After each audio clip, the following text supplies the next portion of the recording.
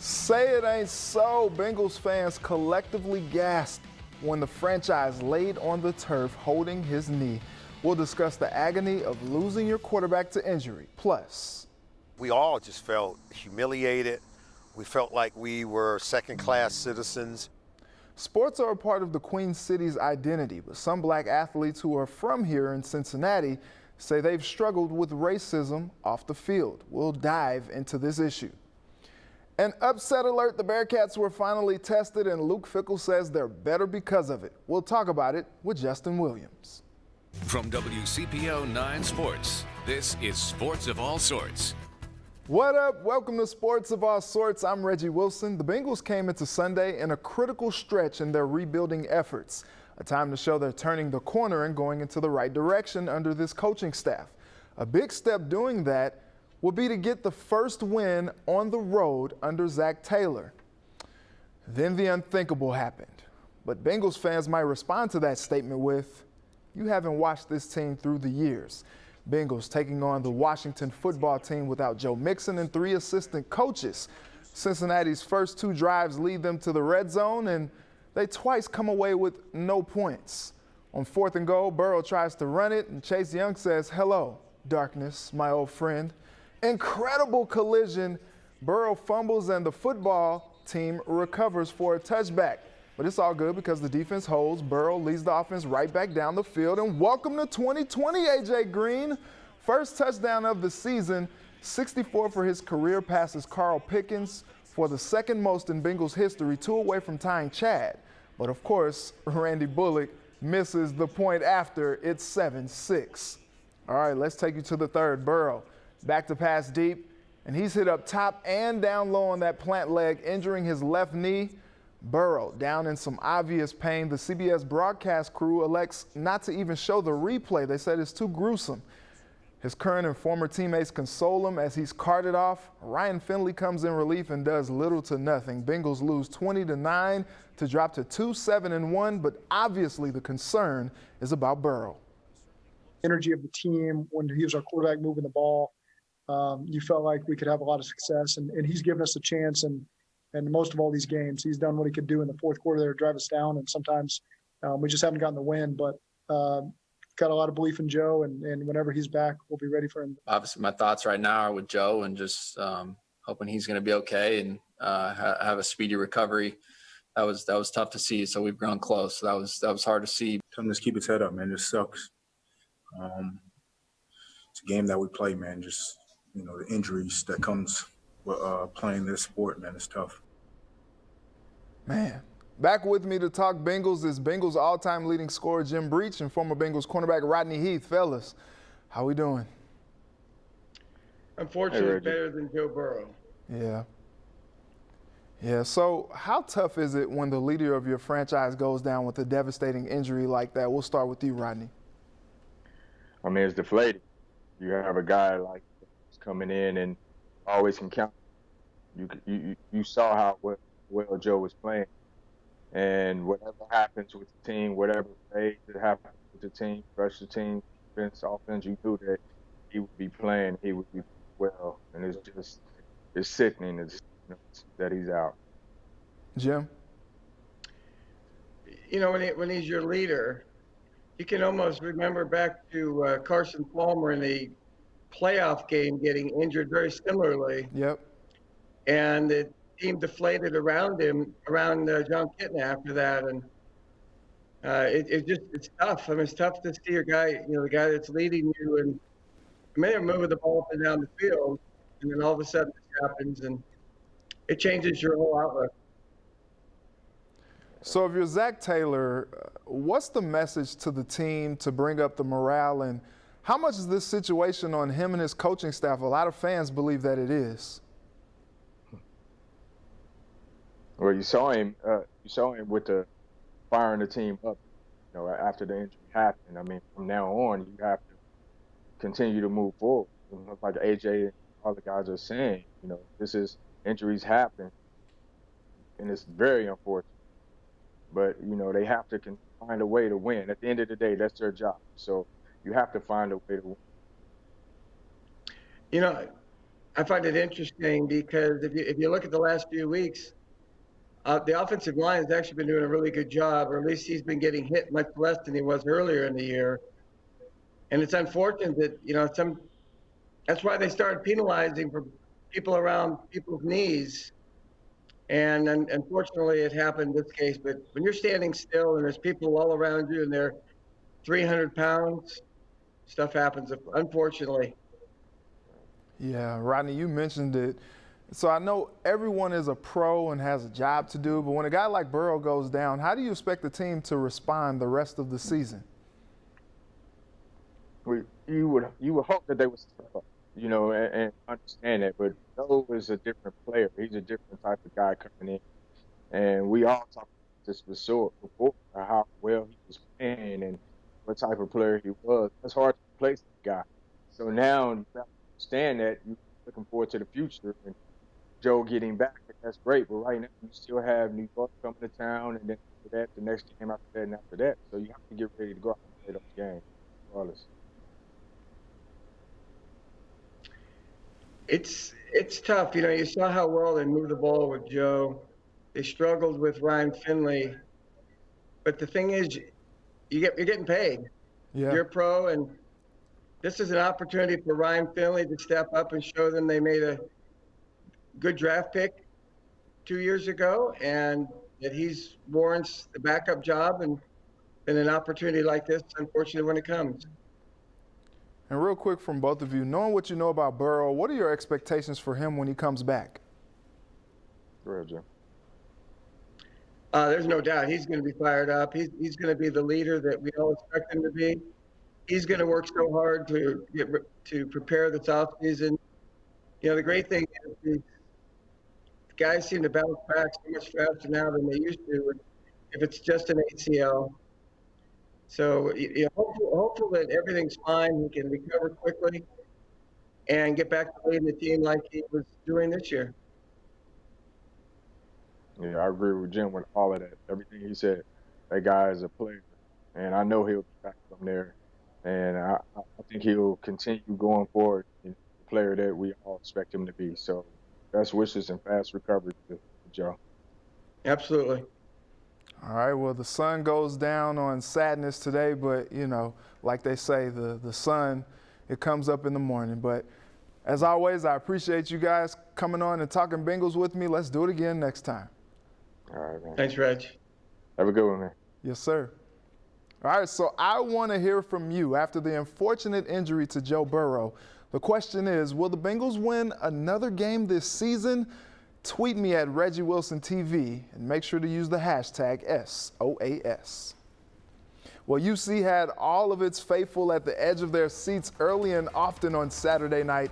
What we learned about the Bearcats and what their performance means for their potential playoff campaign. The Bearcats overcome a shaky start and near disastrous end to hold on for a 36-33 win over UCF. Desmond Ridder passed for 338 yards with 4 total touchdowns. UC gets off to its 4th 8-0 start in school history with 2 more regular season games left on the road.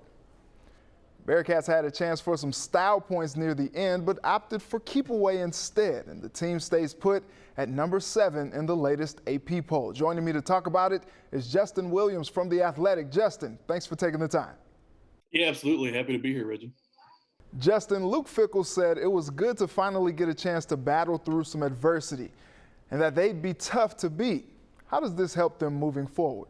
Yeah, I mean, you could argue whether this was their biggest, most impressive win. I think the blowouts over SMU on the road especially, and then the home win over Memphis are kind of right up there. But it was definitely their hardest fought win. And talking to some people this week, I mean, UCF was top-ranked offense in the country coming in, and everyone said they were the best offense they were going to face this season.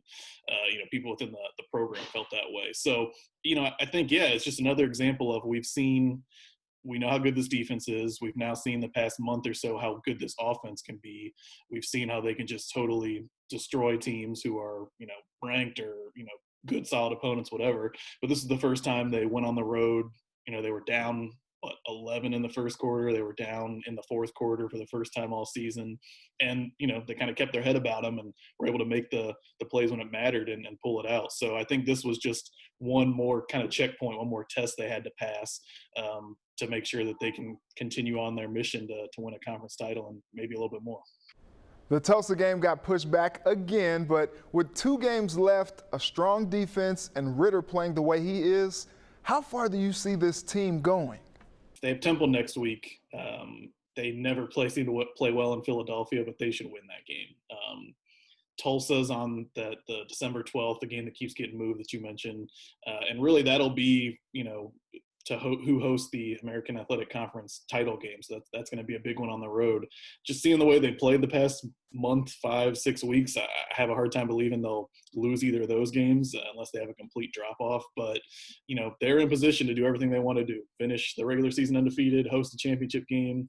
And then from there, if you win a title, that's when you can really start talking about all the college football playoff stuff and New Year's Six Bowl and all that. So, Fickell, he's one-track mind. He cares about a conference championship. That's going to be all they talk about the next couple of weeks. But they've put themselves in great position to do that and do it at home, which is a big deal. Real quick, what do you expect to see from the CFP committee on Tuesday? Honestly, they might just end up being 7th, same place they are in the other polls. Maybe they drop a little bit. It's certainly unlikely that they go up at all. But I think people know how good they are, and I think if they can continue playing this way, win that conference championship, be undefeated at 11-0, maybe they're not going to make it in, but they're at least going to keep themselves in that conversation. All right, Justin, we'll see what happens. But as always, I appreciate your insight. Anytime, Reggie.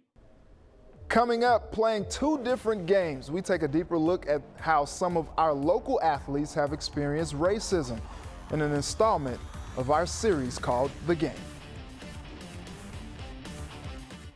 Welcome back. Local black athletes say when it comes to racism, sometimes the most devastating part is experiencing it from the people paying to watch them play. Jasmine Miner speaks to these athletes about what they say is a growing divide between players and their fans. So this is me. I spent nearly 20 years as an athlete, and it's something I wouldn't change for anything. But as I got older, I noticed while I was accepted for my skill on the court, I wasn't always accepted for my skin off of it. Well, I found out I wasn't alone in my feelings. These black athletes tell me there's always 2 very different games they're playing. In one game, there are sports heroes. In the other, they're nothing more than performers. For the touchdown! There's 2 games that black athletes play. The first one is on the field. When we're adored, we're admired, and we're praised. In that game, we forget that we're black. All that matters is whether we win or lose. And then there's a second game. A mass protest by pro athletes. To get out of the tunnel. Jerseys were set on fire. When we aren't wearing our uniforms, and suddenly we're the average black man or woman. That game, that second game, is about survival. And sometimes it's easy to forget which game we're playing. I get the messages, the DMs, you suck, I hope you go back to Africa. I bet my grandfather raped y'all. And These are the same people that the same people that show up to the games. I've literally ran into some of the people and told kids, get the out of my face. Colin Kaepernick kneeling to protest police brutality in black communities. The reaction from the country was a shock. I thought it was a safe place. We thought that we were accepted. My youth mentality was that I don't want to ruffle any feathers. When did that change? When Kaepernick didn't get another opportunity to be in the NFL. Disgusting. We're the ones paying for these games. Quit watching NFL. When we would lock arms, they would show a video of Sandra Bland, Breonna Taylor, George Floyd. It was to a point where so overwhelming is that to the point where you lost track of why you were playing. I allowed myself to be used by these people who only wanted you to be successful because they were getting something out of it. There are varying opinions on this. Never again will I watch. Overpaid rich kids. Very concerned about these people taking a knee. What's more scary, an undercover racist or an uneducated racist? They're gonna come up to me, hey Amber, can I have an autograph? The minute You take off that jersey and you treat it totally different. But the whole reason we played the WNBA season 2020 because of Breonna Taylor. None of the officers involved are directly responsible for Breonna Taylor's death. But our investigation found that Mattingly and Cosgrove were justified in their use of force.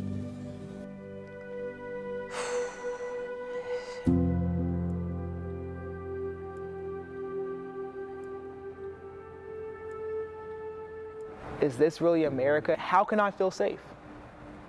We escape by using sport. If it's anger I was feeling that day, go to the gym. If it was sadness I was feeling that day, go to the gym. And nowadays, you can't distinguish it. The safe haven itself is damaged, it's destroyed. So you question who's next.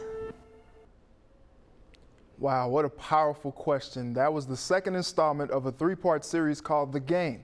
Joining me to talk about it is the storyteller behind this compelling piece, Jasmine Miner. Jasmine, thanks so much for taking the time. All right, thanks, Reggie. I'm glad you're having me on.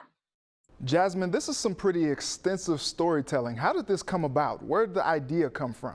I was talking to a friend of mine who you see in the story, Amber Gray.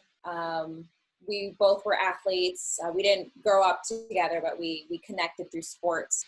And so we were just talking about the things that we saw around the country with Breonna Taylor. It was very close to when the charges were announced, and it was kind of right after the Jacob Blake shooting. And so we were just kind of having a personal conversation as Black women, and we were talking about sports and athletics. And, you know, Amber started talking about this idea of 2 games. You know, she talked about how in one area of her life, she was praised and adored and admired and loved and cheered on, and people asking for her autographs, things like that. And then when she gets out of that environment, when she takes off the jersey, when she's not on the basketball court, when she's just at a restaurant, driving home, playing in the park, whatever it is, it's a different experience. That love and that adoration and that sort of a heroism, I would say, like, it's not the same. And she would say that it's like you are just Black again. When you're on the court, it's not about whether you're Black or white. It's just about you playing, you having fun, you're doing what you love. And off the court, it was a different experience. And so, you know, I was kind of like, you know, Amber, there were moments when I felt like that too, when I was an athlete. And so we were talking, and I was like, I wonder if this is common. Like, I wonder if this is something that is felt, you know, not just with us. And so I started looking around, researching, asking different athletes that I knew personally. And everyone was kind of on the same page, and had different experiences, had different views. But the general concept of this idea of 2 different games was pretty consistent with everybody. You talked to a lot of different people over the course of the last few months. What stood out to you the most? With George Wilson, it was very interesting to see the differences between older generations and younger generations, right? George was, his entire career, it was put your head down, keep your mouth shut, and play. That was it. He was very adamant about, I didn't go out to fraternities. I didn't go out to certain places because I was Black, because I just wasn't even going to risk it. I never went to Coney Island, right? And to this day, he still has not been to Coney Island, you know? And so it's very interesting hearing him, because at 78 years old, some of the stories that he was telling me was, in some ways, the first time in his life where he had ever really publicly been able to share what he had gone through as a Black man and as a college professional, and, you know, ultimately a gold medalist at the Olympics. And lastly, Jasmine, for those who watch this series, what do you hope they take away from it? If you watch all 3 parts, you'll notice at the end of the story, before you see me again on screen, each story always ends on a question. And I did that purposely, because it's not meant to be a solution. this is what to do next, or this is the right way of thinking, or this is the wrong way of thinking. It's really just a presentation of something maybe people hadn't noticed before, or thought of before, or really heard before. And they're able to say, I never thought of that. Let me think on that. Let me join in this conversation. And by the end of the series, you do see me at the very, very end. And I make it clear that sports is this beautiful thing that brings people together despite their differences, right? It's an amazing thing that happens. And every single athlete in the series wants that. They just want to be seen as more than performers. And that's the main message to take away. Jasmine, great storytelling. Thank you for doing this important work, and thank you so much for taking the time. Oh, thanks, Reggie. We'll be right back to wrap up the show. Welcome back. Well, it's been real, it's been fun, it's been real fun, but we gotta go. I'd like to thank my guests Jim Breach, Rodney Heath, Justin Williams, and Jasmine Miner for joining me tonight. And thank you to my village who helped me put this all together. Thank you for watching. Let's do it again next Sunday. Until then, have a good night and a very blessed week.